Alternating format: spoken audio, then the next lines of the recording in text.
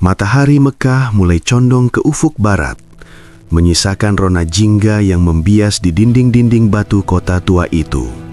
Di sebuah rumah yang dipenuhi keberkahan, milik Muhammad bin Abdullah dan Khadijah binti Huwailid, lahirlah seorang putri cantik yang diberi nama Ruqayyah. Ia adalah putri kedua, hadir setelah sang kakak, Zainab, dan lahir sekitar 7 tahun sebelum cahaya kenabian menyentuh kalbu ayahnya. Sejak kecil, Ruqayyah tumbuh dalam asuhan seorang ibu yang merupakan wanita paling mulia di seantero Quraisy. Dari Khadijah, ia belajar tentang keanggunan budi pekerti, dan dari ayahnya, ia menyerap ketenangan jiwa yang kelak akan menjadi senjatanya dalam menghadapi badai kehidupan yang tak terbayangkan. Kehidupan masa kecil Ruqayyah di Mekah awalnya terasa begitu tenang dan penuh cinta. Namun, tradisi Arab pada masa itu menuntut jalinan aliansi antar keluarga besar. Atas saran dari para sesepuh keluarga Abdul Muthalib, termasuk Abu Thalib, Rasulullah menikahkan Ruqayyah dengan Utbah bin Abu Lahab, sementara adiknya, Ummu Kulsum, dinikahkan dengan Utaibah bin Abu Lahab. Pernikahan ini awalnya adalah sebuah ikatan kekeluargaan biasa antara sepupu. Rasulullah sebagai ayah yang penyayang, memberikan restunya meski di dalam hati Khadijah terselip sedikit kekhawatiran karena ia mengenal tabiat Ummu Jamil, istri Abu Lahab, yang terkenal keras dan bermulut tajam. "Wahai keponakanku," ujar Abu Thalib suatu hari kepada Rasulullah sebelum pernikahan itu terjadi, "engkau telah menikahkan Zainab dengan Abu Al-As bin Robih, dan ia adalah menantu yang luar biasa. Namun sepupumu yang lain merasa engkau harus memberikan kemuliaan yang sama kepada mereka." Rasulullah dengan kerendahan hatinya menjawab dengan lembut, "Engkau benar, wahai pamanku." Sebagaimana kebiasaannya, beliau meminta izin kepada kedua putrinya. Ruqayyah dan Ummu Kulsum hanya terdiam, sebuah tanda kepasrahan dan bakti seorang putri kepada ayahnya yang sangat mereka cintai. Mereka pun resmi menjadi bagian dari keluarga Abu Lahab. Namun ketenangan itu hanyalah ketenangan sebelum badai besar datang menerjang. Langit Mekah berubah seketika saat Muhammad bin Abdullah mendaki Bukit Sofa dan menyerukan kalimat tauhid, "La ilaha illallah." Wahyu telah turun dan tugas risalah telah dimulai. Kabar ini sampai ke telinga Abu Lahab dan istrinya dengan cara yang sangat menyakitkan bagi mereka. Kebencian mereka membuncah. Abu Lahab tidak lagi melihat Muhammad sebagai keponakan yang jujur, melainkan sebagai ancaman bagi berhala-berhala dan martabat nenek moyangnya. Puncak dari kebencian itu meledak saat Allah menurunkan surah Al-Lahab yang mengutuk kekejian Abu Lahab dan istrinya sang pembawa kayu bakar. Mendengar ayat-ayat tersebut, Abu Lahab berteriak dengan penuh amarah di hadapan anak-anaknya, "Hubunganku dengan kalian haram selamanya jika kalian tidak menceraikan kedua putri Muhammad." Ia ingin menghancurkan hati sang nabi dengan cara merusak kebahagiaan putri-putrinya. Utbah dan Utaibah, yang lebih takut pada amarah ayahnya daripada menghargai kesucian pernikahan, segera menceraikan Ruqayyah dan Ummu Kulsum sebelum mereka sempat hidup bersama sebagai suami istri yang utuh. Ruqayyah kembali ke rumah ayahnya dengan status janda di usia yang sangat belia. Namun alih-alih merasa terhina, ia justru merasa bebas. Di rumah itu, ia melihat ayahnya dihina, dilempari kotoran, dan dituduh sebagai tukang sihir. Ia melihat ibunya Khadijah menguras seluruh hartanya demi membela dakwah sang suami. Disinilah mentalitas Ruqayyah ditempa. Ia mengerti bahwa kecintaan kepada Allah membutuhkan pengorbanan yang nyata. Tak lama setelah kembali ke rumah ayahnya, takdir baru yang lebih indah telah menanti. Seorang pemuda tampan, pemalu, dan sangat kaya raya dari Bani Umayyah, Utsman bin Affan, telah lama mengagumi kepribadian keluarga Rasulullah. Utsman adalah salah satu orang pertama yang memeluk Islam melalui tangan Abu Bakar As-Siddiq. Ketika ia mendengar bahwa Ruqayyah telah bercerai, ia segera melamar putri Nabi tersebut. Pernikahan ini disambut dengan sukacita yang luar biasa oleh Rasulullah dan Khadijah. Utsman adalah sosok yang sempurna, santun, dermawan, dan sangat mencintai Allah. Penduduk Mekah bahkan sering melantunkan syair tentang pasangan ini. Pasangan terbaik yang pernah dilihat manusia adalah Ruqayyah dan suaminya, Utsman bin Affan. Namun ketenangan di Mekah tidaklah bertahan lama. Penindasan kaum kafir Quraisy terhadap pengikut Nabi semakin menjadi-jadi. Mereka disiksa di bawah terik matahari, diboikot, dan dikucilkan.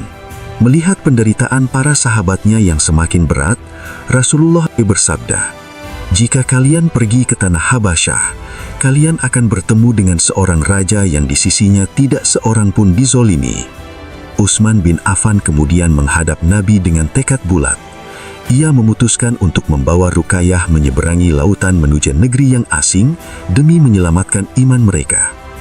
Detik-detik keberangkatan itu dipenuhi haru. Ruqayyah harus meninggalkan ayah yang sedang dalam pengepungan musuh dan ibu yang mulai menua dalam penderitaan. Di pelabuhan, dengan deburan ombak yang mencekam, Utsman menaikkan Ruqayyah ke atas seekor keledai yang berjalan perlahan. Nabi yang tidak mendengar kabar mereka untuk waktu yang cukup lama, baru merasa tenang ketika seorang wanita Quraisy mengabarkan keadaan mereka. Rasulullah berdoa dengan tulus, semoga Allah menyertai keduanya. Sesungguhnya Utsman adalah orang pertama yang melakukan hijrah bersama istrinya setelah Nabi Lut. Di Habasyah, di bawah perlindungan Raja Najasyi yang adil, Ruqayyah mulai menata hidup baru, jauh dari hiruk-pikuk kebencian Mekah. Namun hatinya selalu tertinggal di samping ayahnya yang mulia. Tanah Habasyah, Abisinia, menyambut para muhajirin dengan udara yang berbeda dari Mekah yang gersang dan penuh permusuhan.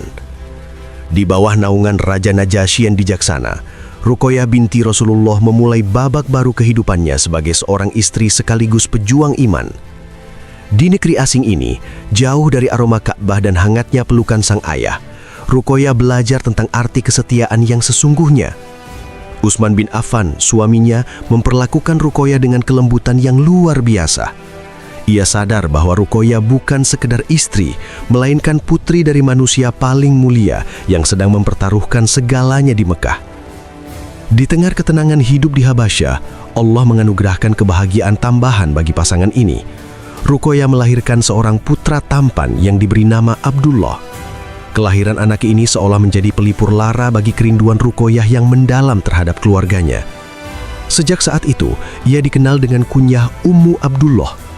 Setiap kali menatap wajah kecil putranya, Ruqayyah teringat akan wajah ayahnya. Ia sering membisikkan doa-doa yang diajarkan sang Nabi ke telinga Abdullah kecil, berharap suatu hari nanti putranya bisa bersujud di hadapan kakeknya di Mekah. Namun, ketenangan di Habasyah tidak pernah bisa memadamkan api kerinduan. Ruqayyah sering duduk di tepi pantai, menatap ke arah Laut Merah, membayangkan apa yang sedang terjadi dengan ayahnya. Suatu hari, sebuah kabar angin sampai ke telinga para muhajirin. Kabar itu menyebutkan bahwa pemuka-pemuka Quraisy telah memeluk Islam dan Mekah kini telah aman. Hati Ruqayyah bergetar hebat. "Wahai Utsman," bisiknya kepada sang suami, "jika benar rumah ayahku kini telah tenang, tidak ada tempat yang lebih baik bagi kita selain di sisinya." Kerinduan yang tak terbendung membuat Utsman memutuskan untuk membawa rombongannya kembali ke Mekah. Perjalanan pulang melintasi laut dan padang pasir dilewati dengan penuh harapan. Namun kenyataan pahit Sam menyambut mereka saat kaki-kaki mereka kembali menginjak tanah Mekah. Berita tentang kedamaian itu hanyalah tipu muslihat. Alih-alih mendapatkan keamanan, mereka justru mendapati pengepungan dan penyiksaan yang jauh lebih keji. Ruqayyah bergegas menuju rumah ayahnya dengan nafas yang terengah-engah. Ia merindukan pelukan hangat ibunya, Khadijah. Namun pemandangan di rumah itu sangat berbeda. Suasana terasa sepi dan redup. "Di mana ibu?" tanya Ruqayyah saat bertemu dengan adiknya Fatimah dan Ummu Kulsum. Pertanyaan itu disambut dengan keheningan yang menyesakkan.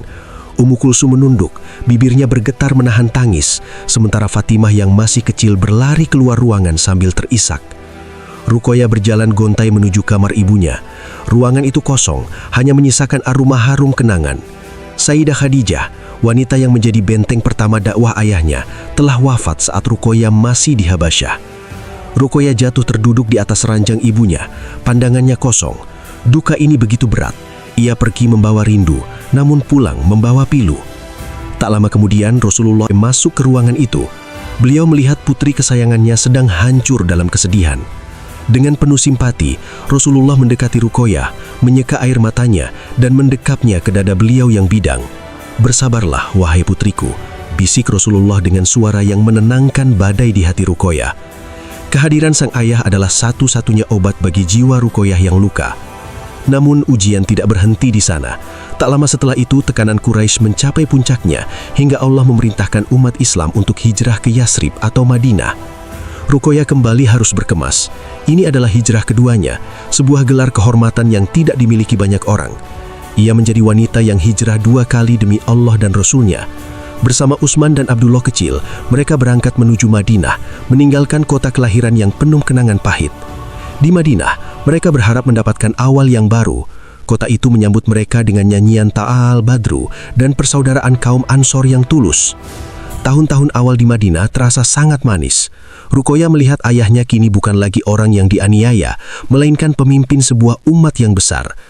Utsman bin Affan menjadi salah satu pilar ekonomi dan politik di Madinah.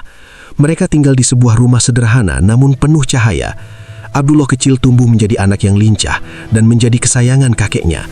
Rasulullah sering berkunjung ke rumah mereka, menggendong Abdullah dan menggoda cucunya itu hingga tawa pecah di seluruh ruangan. Namun takdir Allah kembali menguji keteguhan hati Ruqayyah. Suatu hari, Abdullah kecil sedang bermain di halaman rumah ketika seekor ayam jantan mematuk matanya. Luka itu ternyata sangat parah. Infeksi menyebar dengan cepat ke seluruh tubuh mungilnya. Wajah Abdullah membengkak dan demam tinggi mulai menyerang. Ruqayyah terjaga siang dan malam, membasuh keningnya dengan air dingin sementara mulutnya tak henti melantunkan ayat suci. Utsman pun tak kalah cemas. Ia mendatangkan tabib terbaik, namun ketetapan Allah sudah bulat. Abdullah bin Utsman wafat di usia 6 tahun. Kepergian putranya menjadi pukulan yang sangat telak bagi fisik Ruqayyah yang memang sudah mulai melemah. Ia menangis hingga air matanya seolah mengering. Duka atas wafatnya sang ibu belum sepenuhnya sembuh. Kini ia harus menguburkan jantung hatinya sendiri. Kondisi kesehatan Ruqayyah menurun drastis. Ia mulai menderita demam yang tidak kunjung turun. Wajahnya yang dulu cerah perlahan memucat. Matanya yang indah tampak cekung karena duka dan sakit yang bertubi-tubi. Di saat Ruqayyah sedang berjuang melawan sakitnya, suasana di Madinah memanas. Genderang perang mulai bertalu. Kaum kafir Quraisy bergerak menuju Badar untuk menghancurkan kaum muslimin. Rasulullah mengumpulkan para sahabat untuk berangkat ke medan perang. Utsman bin Affan sebagai seorang kesatria sudah siap dengan pedang dan kudanya. Namun melihat kondisi Ruqayyah yang sedang sekarat, Rasulullah menahan tangan Utsman. "Tetaplah di sini, wahai Utsman," perintah Rasulullah dengan tegas namun penuh kasih.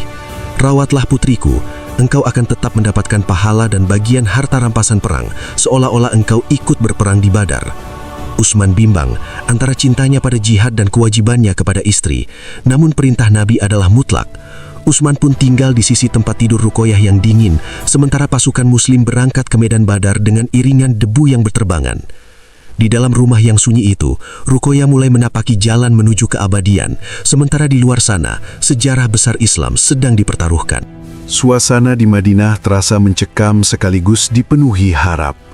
Angin gurun membawa kabar tentang keberangkatan pasukan Muslim menuju lembah Badar untuk menghadapi kekuatan besar Quraisy.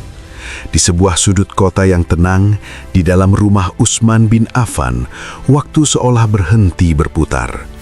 Tidak ada derap langkah kuda atau denting pedang yang terdengar, melainkan hanya suara helaan nafas yang berat dan terputus-putus dari atas pembaringan. Sayyidah Ruqayyah binti Rasulullah sedang berada di titik terlemah dalam hidupnya. Demam tinggi yang menyerangnya sejak kepergian sang putra Abdullah tak kunjung reda. Tubuhnya yang mungil kini tampak sangat rapuh, seolah raga itu sudah tidak kuat lagi menahan beban duka yang bertumpuk. Utsman bin Affan duduk bersimpuh di samping tempat tidur istrinya. Wajahnya yang biasanya teduh dan bercahaya kini tampak kuyu karena kurang tidur. Tangannya tak lepas menggenggam jemari Ruqayyah yang terasa panas namun bergetar. Sesekali, Utsman membasahi kain dengan air dingin dan mengusapkannya ke dahi putri Nabi tersebut. Ia menatap wajah istrinya dengan penuh cinta sekaligus kepedihan yang dalam. Di luar sana, rekan-rekannya sedang menjemput syahid di medan laga. Namun di sini, Utsman sedang berjihad dalam bentuk lain, menjaga amanah terbesar dari Rasulullah, yakni putrinya sendiri. Dalam keheningan malam itu, Rukayah sempat membuka matanya yang sayu. Ia menatap Utsman dengan pandangan yang penuh rasa terima kasih. Bibirnya yang kering mencoba bergerak, seolah ingin membisikkan sesuatu. Utsman mendekatkan telinganya ke bibir istrinya. "Wahai Utsman," bisik Rukayah dengan suara yang nyaris tak terdengar, "sampaikan salamku kepada ayah jika beliau kembali." Air mata Utsman jatuh tanpa bisa dibendung lagi. Ia tahu bahwa Rukayah sedang merasakan firasat yang sama dengan ibunya, Khadijah, sesaat sebelum wafat. Mereka adalah wanita-wanita yang lebih merindukan pertemuan dengan Allah daripada menetap di dunia yang fana. Hari-hari berlalu dalam penantian yang menyiksa. Di Madinah, kaum wanita dan orang tua terus memanjatkan doa baik untuk keselamatan pasukan di Badar maupun untuk kesembuhan putri Nabi. Namun garis takdir telah digoreskan di Lauhul Mahfuz. Pada hari ke-17 bulan Ramadan, saat matahari mulai naik ke atas kepala, kondisi Rukayah mencapai puncaknya. Nafasnya mulai tersengal-sengal. Sakratul maut datang menjemput dengan lembut, membawa jiwa suci itu pergi meninggalkan dunia yang penuh dengan ujian ini. Rukayah wafat dalam pelukan kesetiaan Utsman bin Affan. Ia pergi tepat saat ayahnya sedang berada di tengah berkecamuknya perang terbesar dalam sejarah Islam. Tidak ada ayahnya di sampingnya untuk memberikan penghiburan terakhir. Tidak pula ada suara takbir kemenangan yang sempat ia dengar. Rukayah pulang menghadap Sang Pencipta dalam kesunyian yang syahdu, membawa serta segala kepedihan atas kehilangan ibu dan putranya untuk digantikan dengan kebahagiaan abadi di surga. Beberapa saat setelah nafas terakhir Rukayah berembus, dari kejauhan terdengar suara debu yang berterbangan dan derap langkah kuda yang mendekat ke arah Madinah. Itu adalah Zaid bin Harithah yang dipacu dengan kecepatan tinggi untuk membawa kabar gembira. Ia membawa pesan kemenangan besar kaum muslimin di Badar. Namun saat Zaid memasuki perbatasan kota, ia disambut oleh kerumunan orang yang menangis. Zaid bertanya dengan bingung, "Apa yang terjadi? Allah telah memberikan kemenangan kepada Rasulullah. Abu Jahil telah tewas." Salah seorang penduduk menjawab dengan suara parau, "Putri Rasulullah, Rukayah, telah dipanggil pulang oleh Allah." Kabar kemenangan yang seharusnya disambut dengan sukacita seketika berubah menjadi duka yang menyelimuti Madinah. Zaid bin Harithah terduduk lemas di atas kendaraannya. Ia yang tadinya ingin menjadi pembawa kabar bahagia, kini harus menyaksikan Utsman bin Affan sedang menyiapkan kain kafan untuk istrinya. Utsman memakamkan Rukayah di pemakaman Baqi Al-Gharqad pada hari itu juga. Kesedihan Utsman begitu mendalam hingga ia seolah kehilangan gairah hidup. Ia kehilangan istri yang telah menemaninya melewati 2 kali hijrah dan berbagai pahit getirnya dakwah awal Islam. Tak lama kemudian pasukan Rasulullah SAW tiba di Madinah. Mereka datang dengan wajah-wajah yang berseri karena kemenangan luar biasa di Badar. Namun suasana haru langsung menyergap saat mereka mengetahui berita duka tersebut. Rasulullah meskipun merupakan seorang nabi yang tangguh, tetaplah ayah yang memiliki hati lembut. Beliau segera menuju ke pemakaman Baqi Al-Gharqad bersama putri bungsunya, Fatimah Az-Zahra. Di depan makam Rukayah yang masih basah, Fatimah jatuh terduduk dan menangis sejadi-jadinya. Ia kehilangan kakak tempatnya berbagi cerita setelah ibu mereka tiada. Rasulullah duduk di samping Fatimah.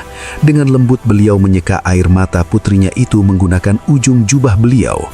Beliau bersabda dengan nada yang penuh keteguhan, "Segala puji bagi Allah, putri-putri dari perempuan-perempuan yang mulia telah dimakamkan."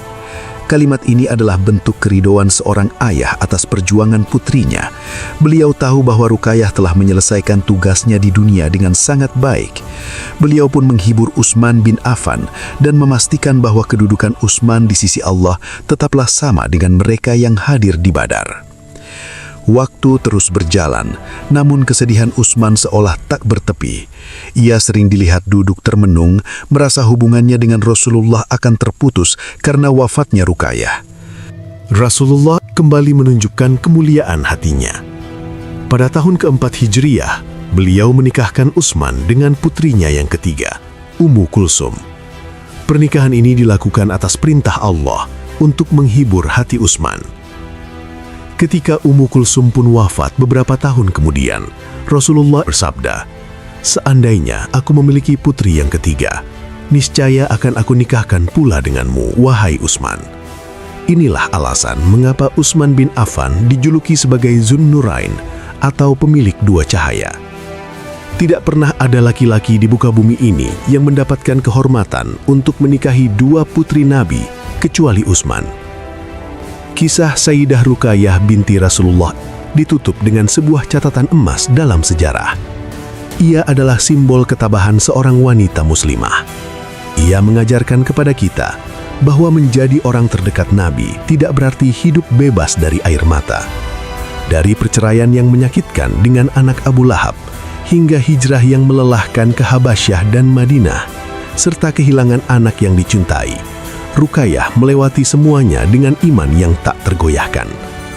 Ia wafat di bulan Ramadan, bulan yang paling mulia, seolah menjadi tanda bahwa Allah telah menyucikan jiwanya dan menjemputnya untuk berbuka puasa di taman-taman syurga bersama ibunya, Khadijah Al-Kubra. Dunia mungkin mengenangnya sebagai putri yang wafat dalam kesepian saat perang berkecamuk. Namun di langit, namanya dielu-elukan sebagai wanita yang hijrah 2 kali dan sabar atas segala ujian. Kehidupannya yang singkat, hanya sekitar 21 tahun, telah memberikan pelajaran abadi bagi seluruh umat manusia tentang apa artinya mencintai Allah di atas segalanya.